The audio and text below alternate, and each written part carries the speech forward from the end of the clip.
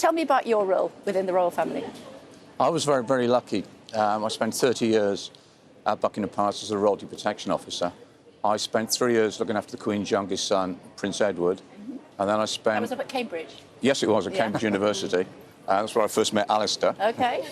And then I spent 13.5 years as personal protection officer to His Royal Highness the Duke of Edinburgh.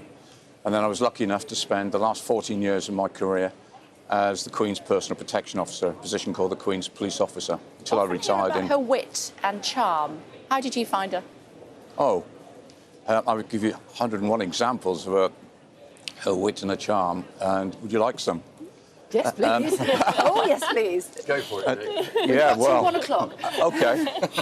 Well, one of my favourite stories is when we were at Balmoral, and the Queen used to go up there in May to Craiggowan House and just stay there privately for a weekend. And she would go out at lunchtime for picnics, and very often it would just be the police officer and Her Majesty. And one of the picnics I went out with her, we had a lovely picnic and a lovely chat, and then we went for a little walk, just the two of us.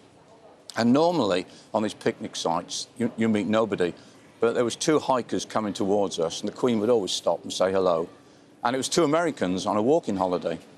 And it was clear from the moment that we first stopped, they hadn't recognised the Queen, which is fine. And the American gentleman was telling the Queen where he came from, where they were going to next, and where they'd been to in Britain. And I could see it coming, and sure enough, he said to Her Majesty, "And where do you live?"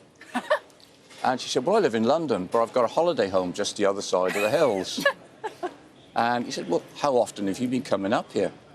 "Oh," she said, "I've been coming up here ever since I was a little girl, so over 80 years. And you could see the clogs thinking. He said, "Well, if you've been coming up here for 80 years, you must have met the Queen." And as quick as a flash says, "Well, I haven't, but Dick here meets her regularly." So the guy said to me, "Oh, you've met the Queen, what's she like?" And because I was with her a long time and I knew I could pull a leg, I said, "Oh, she can be very cantankerous at times, but she's got a lovely sense of humour."